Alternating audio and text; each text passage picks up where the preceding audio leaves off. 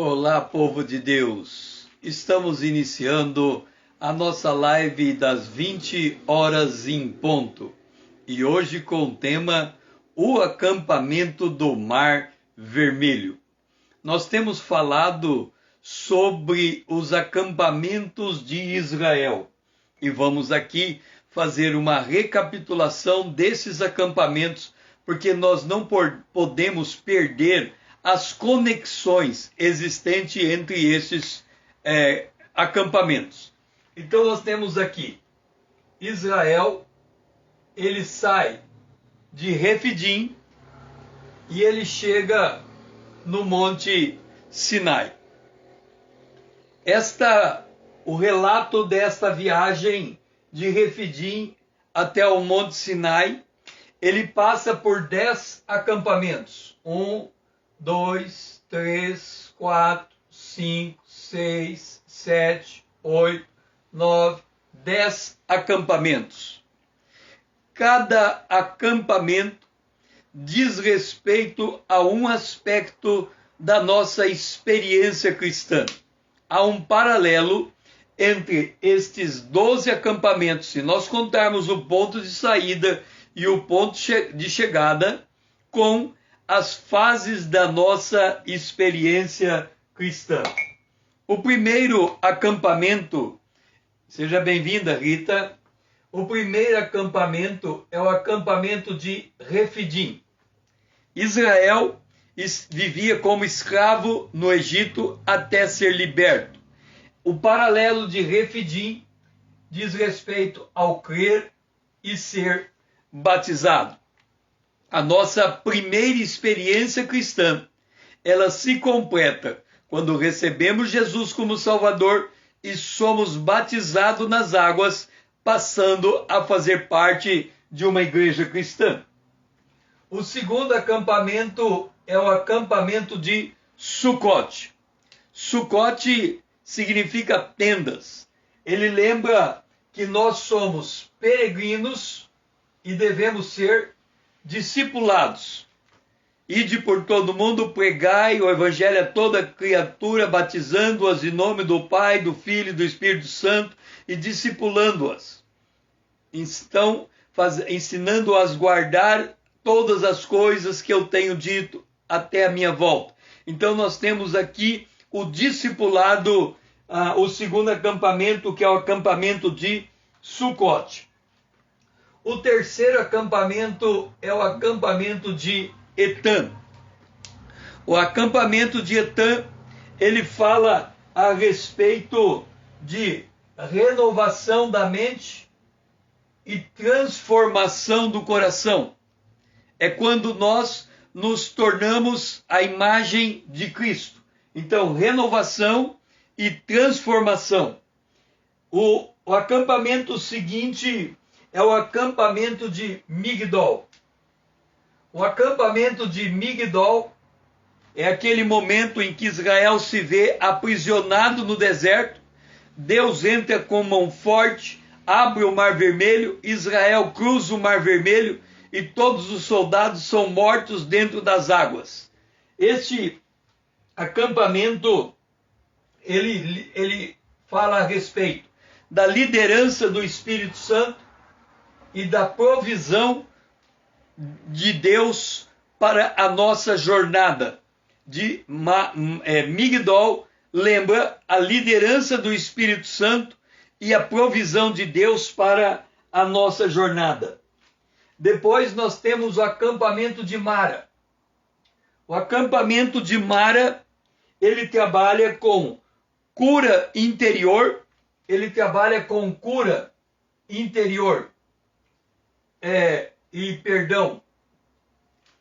É o acampamento de Mara, cura e perdão. Depois do acampamento de Mara, nós temos o acampamento de Elim. E o acampamento de Elim, ele trata do descanso de Deus.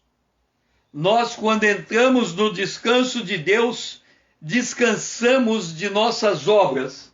E ele trata no descanso de Deus da habitação do Espírito Santo em nós. Isto é o acampamento de Elim.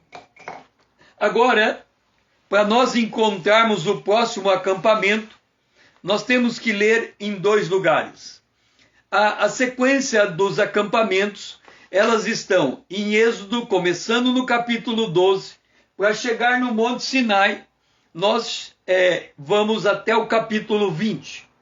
Mas, quando chegamos no capítulo 16, o último acampamento, está escrito assim: partiram de Elim, e toda a congregação dos filhos de Israel veio para o deserto de Sim, que está entre Elim e Sinai, ao 15 dias do 2º mês depois que saíram do Egito.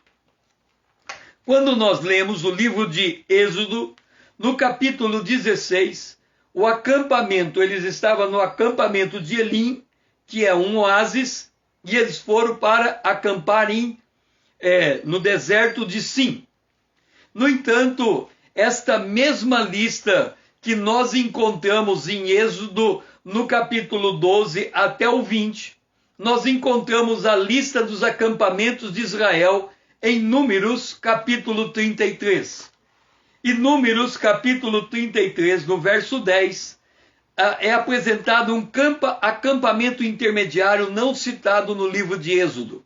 Diz assim: e partiram de Elim, e acamparam junto ao Mar Vermelho, e partiram do Mar Vermelho, e acamparam-se no deserto de Sim. Portanto, esse acampamento é o acampamento do Mar Vermelho. Eles acamparam no Mar Vermelho. Qual é a importância de nós acamparmos no Mar Vermelho? Entenda uma coisa: a nossa experiência com Deus, nós nos convertemos, nos inserimos na igreja e vamos caminhando até a volta de Jesus. Este é o nosso marco. Nós somos peregrinos na terra e estamos caminhando para a volta de Jesus, quando nós vamos estar para sempre com o Senhor. Agora, o que aconteceu no Mar Vermelho para Israel para se tornar significativo, eles terem retornado ao Mar Vermelho? Quando nós chegamos no capítulo 15, logo depois que eles saem de Ramsés, e eles vão até Migdol, e lá em Migdol, eles param diante do Mar Vermelho. Lembra que aparentemente era uma arapuca, algo preparado por Deus. Israel, eles tinham, o relato está em Êxodo capítulo 14. Eles acamparam de frente de Pi-Hairote, eles acamparam diante de Pi-Hairote. Do outro lado, eles tinham Baal-Zefon.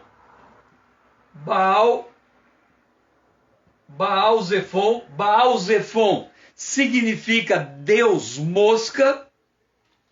Eles estavam numa planície chamada Migdol.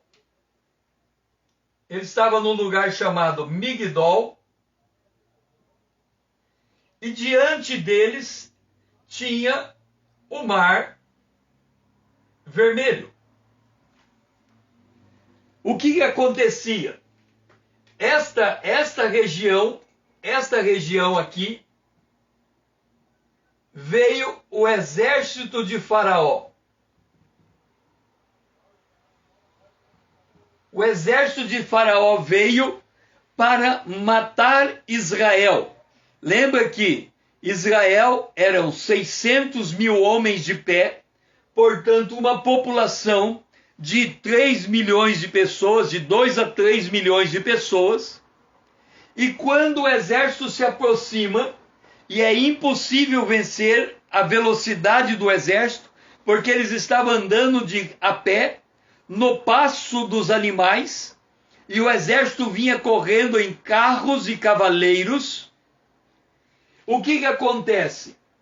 Para que Deus dê tempo para Israel cruzar o Mar Vermelho, Deus pega a nuvem e interpõe a nuvem entre o exército e o povo, e esta nuvem se tornou escuridade para o exército e luz para Israel.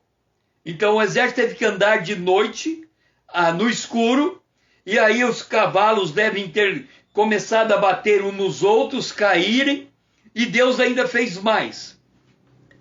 Ele foi lá atrás, o anjo do Senhor, e desparafusou a roda dos carros de Israel. Então a confusão no arraial de Israel era muito grande. Com isso, Israel passa pelo Mar Vermelho, eles cruzam o Mar Vermelho, e quando eles terminam de cruzar o Mar Vermelho, vamos ler para que vocês possam acompanhar os eventos. Disse o Senhor a Moisés: estende a mão sobre o mar, para que as águas se voltem sobre os egípcios, sobre os seus carros e sobre os seus cavaleiros. Então Moisés estendeu a mão sobre o mar, e o mar, ao romper da manhã, retomou a sua força. Os egípcios fugiram, ao fugirem, foram de encontro a ele, e o Senhor derribou os egípcios no meio do mar. Então, quando as águas caem, elas caem em cima do exército do Egito, que estava no meio do mar. E voltando as águas, cobriram os carros e os cavalarianos de todo o exército de Faraó, que os havia seguido no mar, nem ainda um deles ficou. Ou seja, todo o exército morreu naquele lugar. Mas os filhos de Israel caminharam a pé enxuto pelo meio do mar, e as águas lhes eram quais muro à sua direita e à sua esquerda. Assim, o Senhor livrou Israel naquele dia da mão dos egípcios, e Israel viu os egípcios mortos na praia do mar. E viu Israel o grande poder que o Senhor exercitara contra os egípcios. E o povo temeu ao Senhor e confiou no Senhor e em Moisés, o seu servo. Então imagina a cena. Aqui está o mar. Agora nós temos o mar aqui. O povo está do outro lado do mar. O povo está do outro lado do mar, olhando os soldados mortos na beira da praia. O que eles estão enxergando naquele momento de Êxodo capítulo 15? Eles estão enxergando o poder de Deus, a glória de Deus, a vitória de Deus sobre o exército inimigo, o livramento. E nós fizemos um paralelo quando nós comparamos esta passagem de Israel no deserto com Colossenses capítulo 1, versículo 13, quando é dito pelo apóstolo Paulo que nós fomos transportados do império das trevas para o reino do Filho do amor de Deus.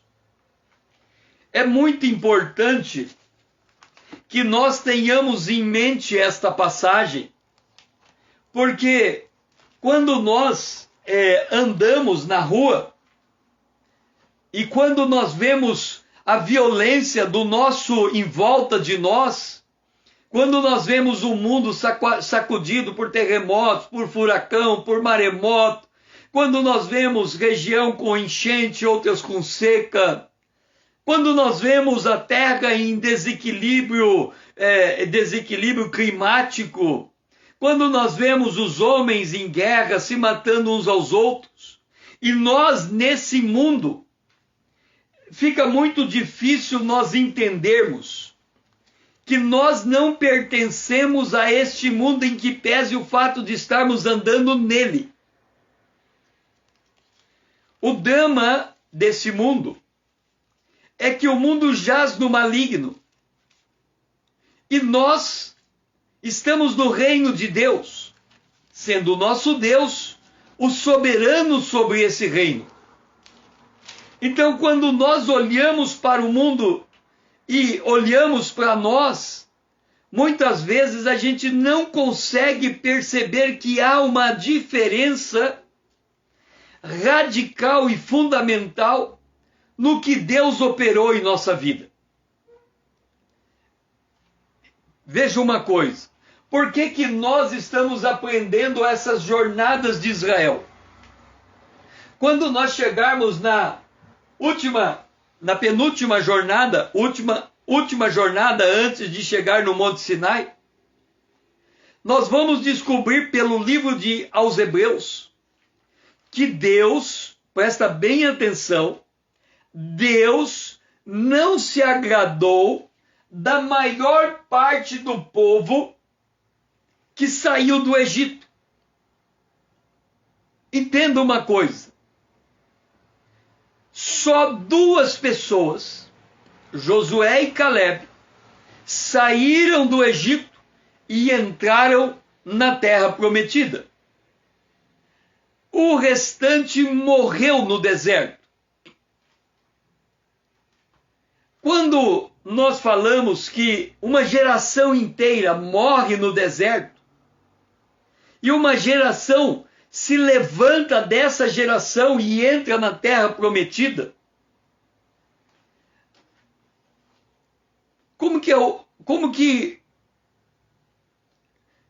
imagina como que Deus poderia explicar para nós a seguinte situação.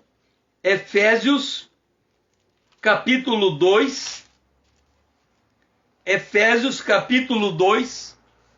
diz assim: Deus, olha só, Efésios capítulo 2, verso 4, presta bem atenção. Deus, sendo rico em misericórdia, por causa do grande amor com que Ele nos amou, Ele está falando acerca de nós, o grande amor de Deus sobre nós, por causa do grande amor de Deus sobre nós, aí ele diz assim: estando nós mortos nos nossos delitos, Ele nos deu vida juntamente com Cristo, pela graça sois salvos, e juntamente com Ele nos ressuscitou e nos fez assentar nos lugares celestiais em Cristo Jesus. Eu pergunto para você, você já se viu morto nos seus delitos e pecado, saindo dessa condição de morto, e estando agora na condição de ressuscitado? Você consegue perceber que você saiu de uma condição e passou para outra? Olha, vamos supor, eu não concordo com o meu nariz. O que eu posso fazer? Eu vou a um cirurgião plástico e eu digo para ele: eu não concordo com o meu nariz. Ele faz uma cirurgia plástica e muda o meu nariz para um outro desenho de nariz, qualquer outro, diferente desse. Aí eu pego o espelho, eu olho para o espelho e o meu nariz é outro nariz. Eu pego a minha foto antiga e falo: olha a foto, este era o meu nariz, agora este é o meu novo nariz. Houve uma mudança, essa mudança está fotografada, está registrada. O médico cirurgião, ele pode fazer a prova como eu era antes e como eu era depois. Isso é visível. Se eu fizesse uma operação plástica, a mudança seria visível. Agora, como que... Vamos pegar agora uma outra situação. Eu sou cardíaco. Eu preciso fazer um transplante de coração. O médico consegue um coração para ser transplantado. Ele abre o meu peito. Ele abre as costelas. Ele tira o meu coração. Ele coloca um outro coração. Ele fecha o coração. E ele faz ele faz a costura. E aí eu fico com uma marca de um corte da onde ele abriu. Como é que eu provo para você que o coração que eu tenho é de uma outra pessoa? Eu vou abrir a minha camisa, eu vou mostrar o meu corte, eu vou pegar a fotografia, vou mostrar o médico abrindo o meu peito, tirando o coração e colocando o outro. E aí você fala, realmente, o teu coração foi tirado um e colocado o outro. Agora, entenda, o nariz, se eu fosse operado no nariz, você olha para o meu nariz e diz, César, você tinha um nariz, agora tem outro. Se eu for operado do meu coração, fica mais difícil provar. Você vai conseguir perceber, porque eu tenho um corte, e você tem uma fotografia do dia que eu fui operado, mostrando o meu peito aberto, o médico tirando o meu peito, o meu coração e colocando outro. Ponto. Agora chega Jesus e diz assim, você estava morto no teu pecado, e agora você está ressuscitado e tem uma nova vida. Como é que eu provo isso? Eu não tenho como provar. Agora é tudo no âmbito espiritual. Eu não tenho como provar que eu estava morto e agora eu estou vivo. Se alguém me encontrar, tipo assim, eu não conheço Jesus, eu estou andando na rua, eu vejo uma porta de uma igreja aberta, entro naquela igreja, o pastor faz um apelo, quem quer aceitar Jesus vem à frente, eu entendi o apelo, vou até lá, aceito Jesus, nasci de novo, sou ressuscitado, chego em minha casa, a minha esposa olha para mim e eu digo para ela, minha esposa, Karen, eu estava morto e agora eu estou vivo. Eu estava morto no meu pecado, agora eu estou vivo para Deus. Ela vai olhar e falar, mas pera lá, você saiu com a mesma camisa, voltou com a mesma camisa, saiu com a mesma calça, voltou com a mesma calça, saiu com o mesmo rosto, voltou com o mesmo rosto. Como que você pode dizer para mim que você é uma nova criatura?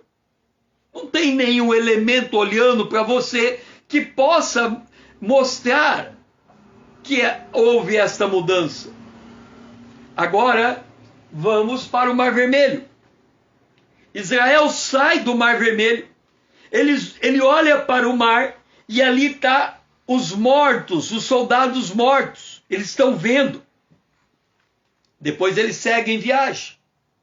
Depois eles voltam para o Mar Vermelho. Mas agora, talvez eles não encontrem mais os mortos ali naquele lugar. Mas eles têm a lembrança do que ali aconteceu. Os egípcios foram mortos. Agora, entenda uma coisa. Quando Israel saiu do Egito, os primogênitos de Faraó foram mortos. Mas você se lembra que dentro de cada casa da família de Israel, um cordeiro também foi morto? Morte pela morte? Você se lembra que depois que Israel saiu, Deus disse a Israel, como morrera todo primogênito do Egito, agora todo primogênito de Israel é meu. Então, para Israel poder sair do Egito vivo, um cordeiro inocente teve que morrer no lugar deles. Agora vamos entender a figura de linguagem. Para que Israel entrasse vivo em Canaã, uma geração teve que morrer no deserto. Qual é a lógica? Por que uma geração teve que morrer no deserto para outra geração entrar no Egito, em Canaã?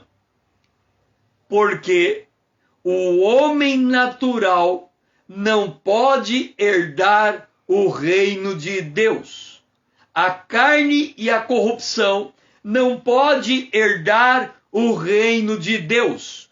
O homem natural tem que morrer para nascer o homem espiritual. Essa é a figura de linguagem. Quando eu aceitei Jesus, o meu homem natural morreu, e quando eu declarei a minha fé, o meu homem espiritual passou a viver. Por isso que Paulo diz: despoje do velho homem e se revista do novo homem. Ou seja, quando Israel vai para o Mar Vermelho a segunda vez, é para eles se lembrarem de onde eles vieram, quem eles eram, o que Deus fez com eles, para que agora eles entendam por que eles estão dentro do reino de Deus. Deixe-me pontuar ainda mais, usando a instrução de Paulo a Tito, capítulo 3. Paulo diz assim: lembra-lhes que se sujeite aos que governam, às autoridades. Sejam obedientes. Vamos entender o que Paulo está dizendo. Olha, presta atenção. O planeta Terra, ele é dividido em nações. Cada nação tem uma estrutura de governo. O Brasil tem um presidente, é um pacto federativo, tem 27 estados, cada estado tem o seu governador, cada cidade tem o seu prefeito. Existe uma estrutura nesse mundo de autoridade constituída. O reino de Deus, nesse sentido, ele não é subversivo às autoridades constituídas. Porque quem está no reino de Deus, ele entende que todas as autoridades em todo o planeta Terra são constituídas por Deus. Aí você vem e diz: César, menos as ditaduras. Não, inclusive as ditaduras. Aí você vem e diz: César, como é que você pode dizer que uma ditadura é uma autoridade constituída por Deus? Vamos voltar ao Antigo Testamento. Deus tinha um povo chamado Israel. Este povo morava em Canaã. Eles eram divididos em 12 tribos. Quando veio o rei Salomão, eles eram unidos em 12 tribos. Quando veio o filho de Salomão, Reoboão, eles se dividiram. 2 tribos ficaram no sul e 10 tribos no norte.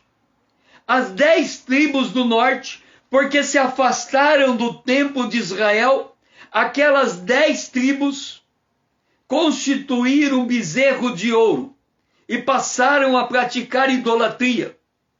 Deus enviou profetas dizendo ao seu povo que não deviam ter idolatria. O seu povo não deu ouvido. Deus levantou um povo chamado Império Assírio. O Império Assírio foi um dos impérios mais terríveis da humanidade. Eles torturavam as pessoas que eles faziam prisioneiros. Dizem que eles pegavam a pessoa viva, estaqueava ela no deserto e arrancava a pele com a pessoa viva. Esta autoridade foi constituída por Deus para corrigir Israel. Só que depois Deus corrigiu a Assíria, mandando a Babilônia contra a Síria.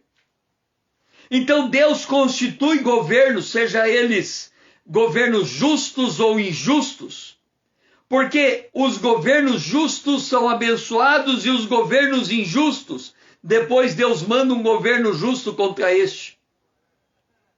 Mas quem está no reino de Deus, ele está debaixo de autoridade. Deus trata com as autoridades lá do seu jeito. Mas quem está no reino de Deus está submisso às autoridades e prontos para toda a boa obra. Aí Paulo dá a seguinte instrução para Tito e aqueles que estão ouvindo as instruções de Paulo. Ele diz: não difamem a ninguém. O que está acontecendo hoje? Muitos de nós estamos difamando os governantes. Nós não estamos concordando com as políticas dos governantes. No entanto, a instrução da palavra de Deus é: não falem mal dos seus governantes. Deus trata com eles. E aí, Paulo diz a Tito, e a quem ouve ele: não difamem a ninguém, nem sejam altercadores, mas cordatos, dando prova de toda cortesia para com todos os homens. Por que é que Paulo, ele diz que nós devemos ser cordatos? Por que ele diz que nós temos que tratar todos com cortesia? Por que ele diz que nós devemos ser bom para com os governantes de modo geral? Ele vem e diz: porque nós outrora éramos como eles, nécios, desobedientes, desgarrados, escravos de toda sorte de paixões e prazeres, vivendo em malícia e inveja, odiosos e odiando-nos uns aos outros. Olha a lógica de Paulo. Ele diz: respeitem as autoridades, porque antes de você se converter, você era igual a eles. E ele começa a descrever quem são eles. E ele diz: eles são homens nécios. O mundo diz não a Deus. Mas nós também, antes de nos convertermos, pensávamos assim também. Nós nos víamos como nécios. Nós nos víamos, os homens os homens ímpios são desobedientes. Mas também nós éramos desobedientes. O apóstolo Paulo aos Efésios, no capítulo número 2, ele diz: os quais, estando vós mortos nos vossos delitos e pecados, nos quais andastes outrora. Ele está dizendo: olha, lembra quando vocês não conheciam Jesus? Vocês andavam outrora segundo o curso desse mundo, segundo o príncipe da potestade do ar, do espírito que agora atua nos filhos da desobediência. Então nós éramos desobedientes antes de conhecer Jesus. Nós éramos desgarrados. Sabe aquela ideia do ovelha negra na família? Muitos de nós eram desgarrados. Vivia na iniquidade e mergulhava nela. Não tinha limite para ela. Seja nas casas de prostituição, seja nos adultérios da vida, seja nas mentiras, seja em toda forma de pecado. A pessoa se entregava ao pecado, ela era desgarrada. Nós éramos assim. Nós éramos escravos de toda sorte de paixões e prazeres. Paulo está dizendo: toma consciência. Estes homens que vocês olham para eles e falam mal deles que estão governando, e vocês falam mal do pecado deles, vocês falam mal do comportamento deles, vocês falam mal da corrupção deles, vocês falam mal, mas lembra, antes de conhecer Jesus, vocês eram iguais a eles. Nós éramos.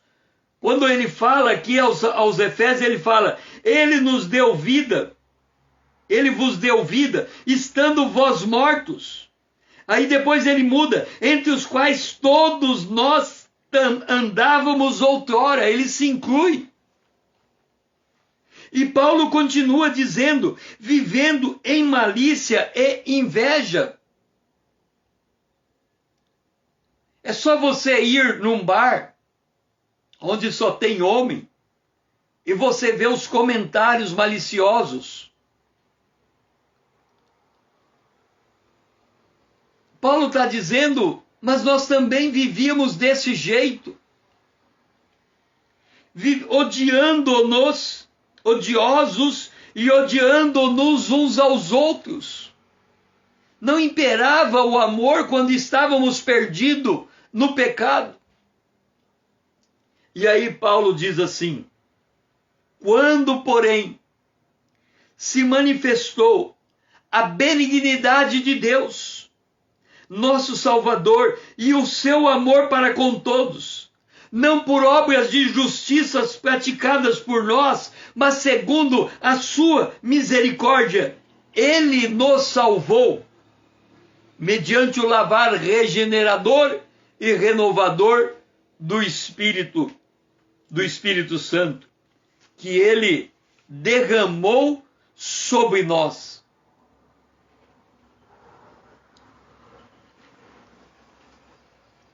Deixe-me dizer uma coisa. Antes, me permita ler Lucas capítulo 7, o versículo de número 47. Faz parte de uma cena em que uma mulher despeja perfume nos pés de Jesus. E há uma reclamação de que esta mulher que estava nos pés de Jesus era uma pecadora. E havia uma acusação sobre Jesus. Eles diziam a Jesus, se você fosse profeta, você saberia quem é esta mulher que está nos teus pés e jamais permitiria que esta mulher lhe tocasse. E aí Jesus se volta para os fariseus e ele começa a contar uma parábola. E esta parábola que ele conta, ele diz, certo credor tinha 2 devedores. Um lhe devia 500 denários e o outro 50. Não tendo nenhum dos dois com o que pagar, perdoou-lhes a ambos. Qual deles, portanto, amará mais? Ao que respondeu Simão, suponho que aquele a quem mais perdoou. Aí Jesus disse, julgaste bem. E voltando-se para a mulher, disse a Simão, vê esta mulher, entrei em tua casa e não me deste água para os pés. Esta, porém, regou os meus pés com lágrimas e os enxugou com os seus cabelos. Não me deste ósculo. Ela, entretanto, desde que entrei, não cessa de me beijar os pés. Não me ungiste a cabeça com óleo, mas essa com bálsamo ungiu os meus pés. Por isso te digo, perdoados lhe são os seus muitos pecados, porque ele muito amou. Mas aquele que pouco se perdoa, pouco ama. E aí Jesus disse, mulher, perdoados são os teus pecados. E aí eles exclamaram, Quem é este que até perdoa pecado? Mas Jesus disse: mulher, a tua fé te salvou, vai na tua paz, vai-te em paz. Deixe-me colocar para você o seguinte: muita gente está vindo para o Evangelho, mas não está entendendo o Evangelho. Eu tenho batido numa tecla contando duas questões que Jesus coloca como dilema da igreja. Na parábola de Mateus capítulo 13, Jesus disse que dentro do reino de Deus, o joio convive com o trigo.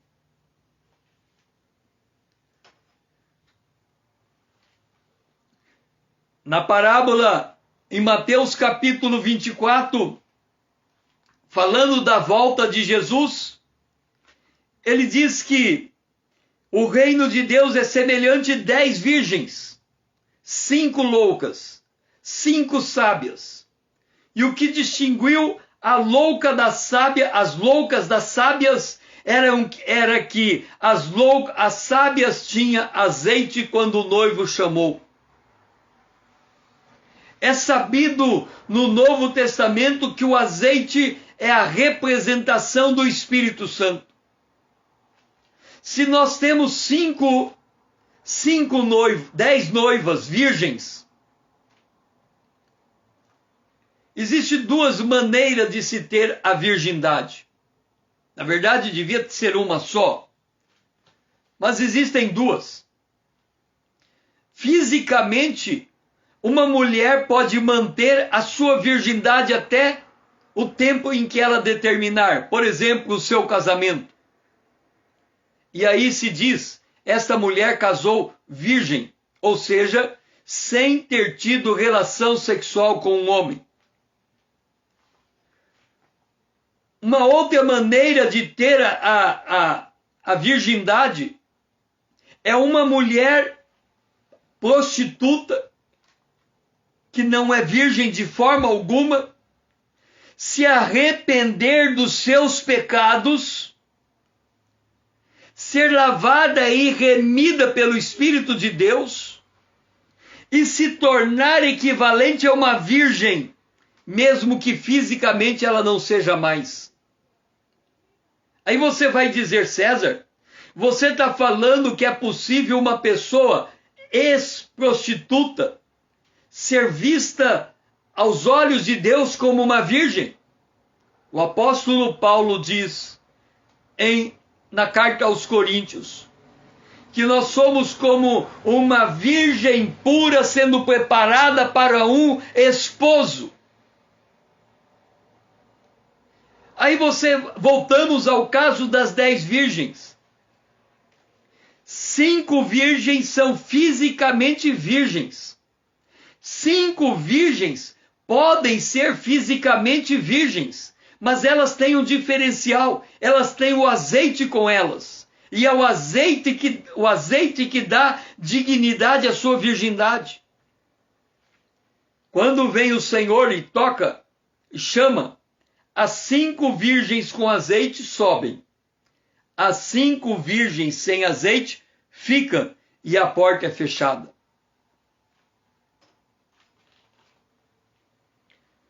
O que estamos dizendo com isso? Que dentro da igreja cristã, se nós considerarmos o parâmetro das virgens, nós podemos dizer que metade é povo de Deus, metade não experimentou o novo nascimento. Mas 100% podem dar bom testemunho de vida cristã. Metade dá um testemunho de vida cristã porque tem o Espírito de Deus. A outra metade dá testemunho de vida cristã porque vive debaixo do legalismo. Ser crente é fazer isto. Ele faz isto. Então ele é visto como crente, porque ele se comporta como crente, porque ele se veste como crente, porque ele anda como crente, porque ele pensa como crente, porque ele vive como crente, porque ele testemunha como crente, porque ele jejua como crente, mas ele não nasceu de novo. Agora vem aqui o que Jesus disse. Muita gente não percebe a sua verdadeira condição espiritual, porque não sabe a natureza pecaminosa que ele é. Jesus está dizendo aqui, esta mulher que você está me considerando ela como prostituta, ela foi grandemente perdoada. Existe uma passagem que diz que as prostitutas e os ladrões vão entrar adiante no reino de Deus. Deixa eu tentar explicar como que isso funciona. Vamos pegar a figura do ladrão. A figura do ladrão, quando ele é pego no roubo, ele é levado ao juiz, ele é sentenciado por causa do seu roubo e ele é colocado atrás das grades. O que estamos dizendo? O roubo é condenado pela sociedade. Enquanto o ladrão estava roubando e não era descoberto, tudo ia bem para ele. Mas a partir do momento em que ele foi pego na botija, ele foi preso, ele foi levado para o juiz, ele foi sentenciado e agora ele está na cadeia. Ele perdeu a sua liberdade. A prostituta, ela também tem consciência de que, em que pese o fato dela ter os homens que ela quer, e ela muitas vezes recebe por aquilo que ela faz, ela sabe que a sociedade condena a sua atitude. Então, a prostituta é condenada pela sociedade, o ladrão é condenado pela sociedade. Aí vem o evangelho. O evangelho diz que a prostituta pode ser perdoada e tornada como uma virgem.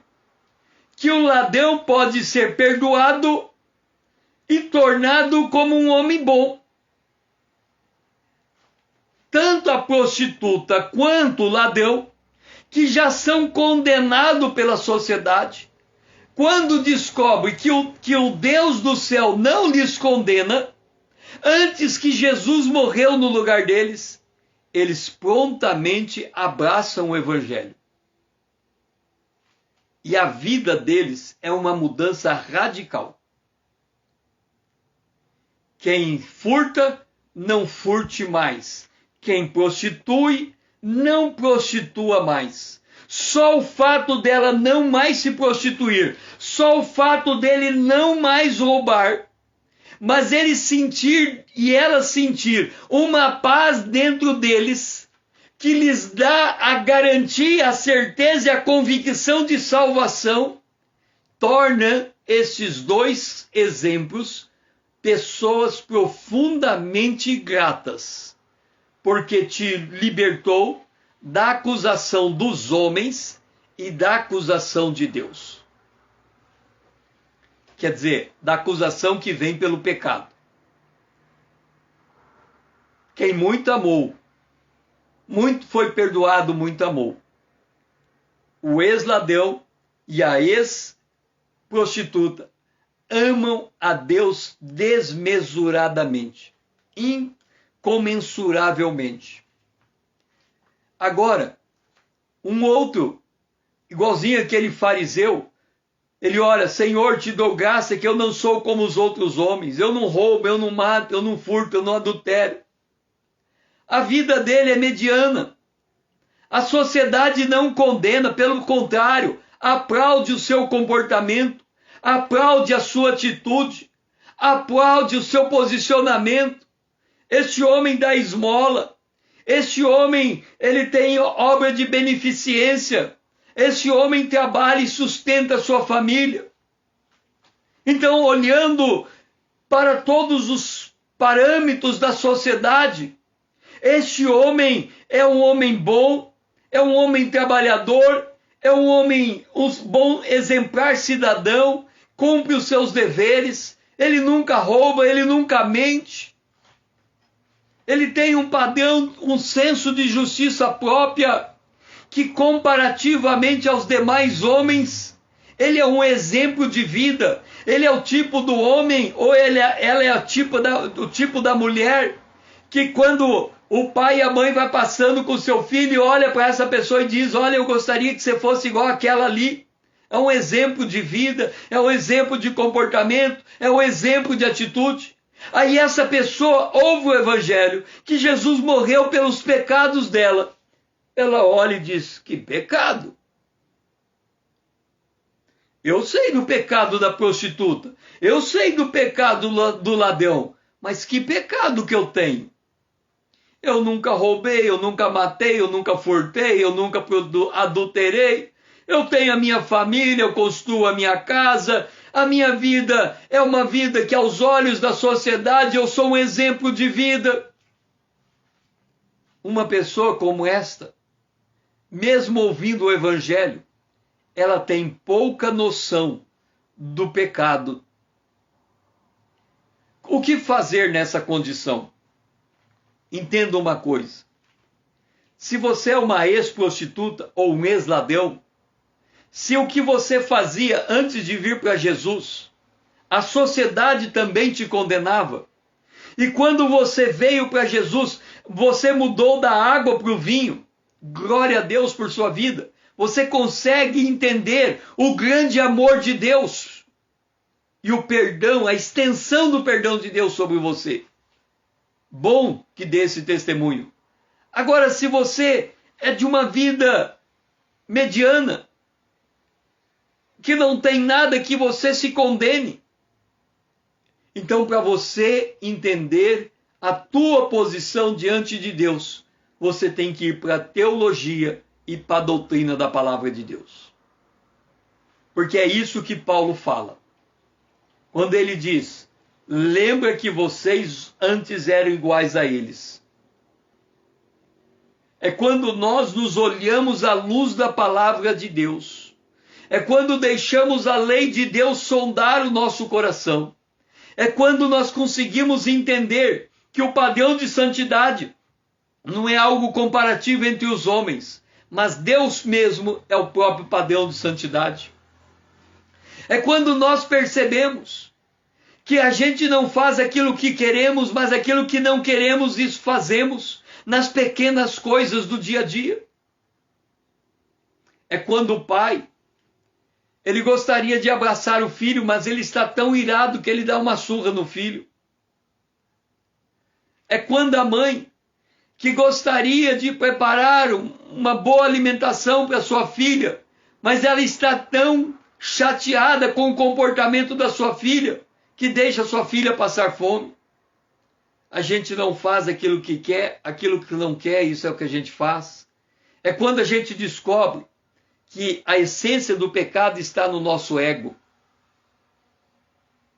Porque Paulo diz, quando ele fala aos Efésios, entre os quais todos nós andávamos outrora, segundo as inclinações da nossa carne, fazendo a vontade da carne e dos pensamentos, e éramos por natureza filhos da ira, como também os demais.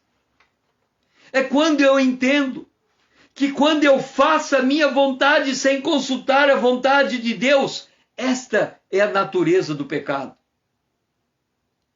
É por isto que nós temos que voltar ao Mar Vermelho, voltar à divisão, ao muro vizinho da onde nós viemos, para nós entendermos que o comportamento que vimos do lado de lá é igual ao comportamento que está do lado de cá. Diz que havia uma cidade cortada por um rio. A única maneira de chegar de um lado para o outro naquela cidade é por uma balsa. E o homem tinha a única balsa que fazia aquela travessia. E ele cobrava a passagem de travessia. Um dia, um homem chegou para ele e disse assim: eu gostaria de morar do outro lado do rio, mas eu tenho medo de cometer um erro. E ele dizia: como que são as pessoas do outro lado do rio? Aí esse balseiro perguntava para ele: como são teus vizinhos? E ele dizia: os meus vizinhos são homens bons. E ele dizia: pode mudar de cidade, porque lá também moram homens bons. E vinha outro e perguntava também a ele: será que vale a pena eu mudar de cidade, eu cruzar para o outro lado do rio? E ele perguntava a mesma coisa: como são os seus vizinhos? E ele dizia: os meus vizinhos são homens maus. E ele dizia: não muda não, porque do outro lado só tem gente má. Paulo está dizendo: aprenda a se ver no outro. Se o outro é ímpio, aprenda a entender que um dia você foi ímpio igual a ele. Então não tem como prevalecer, não tem como bater no peito, não tem como você dizer que é melhor. Por isso que Paulo, dizendo a Tito, ele diz que não por obra de justiça praticada por nós. Deus disse a Israel: não pensem vocês que vocês foram escolhidos por serem melhor do que os egípcios. Não era assim não. Vocês foram escolhidos porque eu tinha uma aliança com Abraão. Não era por comportamento de vocês, pela atitude de vocês. Aquela geração que saiu do Egito teve que morrer no deserto, porque a voz de Deus não foi acompanhada pela fé no que Deus tinha prometido. Nós temos que aprender a voltar para o Mar Vermelho, a considerar o lugar da onde viemos, da onde Deus nos tirou, das mudanças que Deus está fazendo em nossa vida, porque só assim nós vamos aprender a ser manso e humilde de espírito como Jesus é. O Mar Vermelho, esse acampamento, é um acampamento quando nós, olhando para o perdido, a gente percebe que éramos perdidos como eles. É aqui que nasce o desejo de ganhar almas. É aqui que nasce o desejo de evangelizar. É aqui que nasce o desejo do ide. Porque nós não levantamos o nariz para falar com os outros. Nós sabemos que a única razão de não sermos igual a eles é porque a misericórdia de Deus nos alcançou. Porque se Deus nos deixasse do jeito que éramos, poderíamos ser pior do que eles. É a graça, é a misericórdia, é o amor de Deus, é o evangelho pregado. É isto que fez a diferença em nossa vida. Quando nós olhamos os acampamentos, nós devemos buscar entender em qual acampamento nós temos que permanecer até aprender a lição daquele acampamento. A imaturidade do cristão é porque ele não para nos acampamentos para extrair dele as suas lições.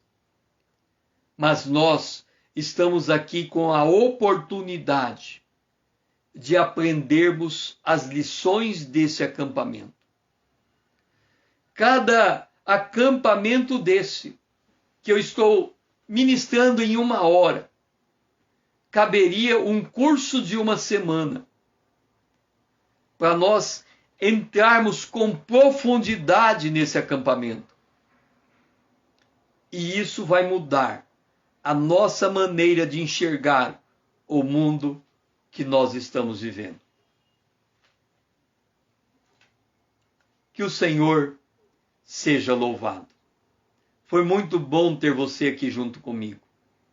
Eu convido você a fazer parte dessa comunidade na minha conta do Instagram. que você possa me seguir, porque o meu propósito aqui é este: ensinar como nós podemos andar com Deus, nos preparando para a volta de Jesus. Pegue esse vídeo, salve ele na sua coleção, mande ele para o máximo de pessoas que você puder, para você me ajudar a levar essa mensagem mais longe. Eu creio que há um povo sedento, que quer receber a palavra de Deus com substância. E tudo que deseja na vida é andar com Deus. E é isto que eu estou convidando você a fazer parte dessa comunidade aqui junto comigo, para andarmos com Deus, nos preparando para a volta de Jesus, enxergando o mundo como nós devemos ver, à luz da palavra de Deus. Que o Senhor seja louvado e você tenha um dia, uma noite abençoada por Deus, e que o Senhor possa lhe dirigir em cada um desses acampamentos para você extrair a presença de Deus e você poder entender os propósitos de Deus na tua vida e andar à luz desses propósitos. Que o Senhor seja louvado. Amém.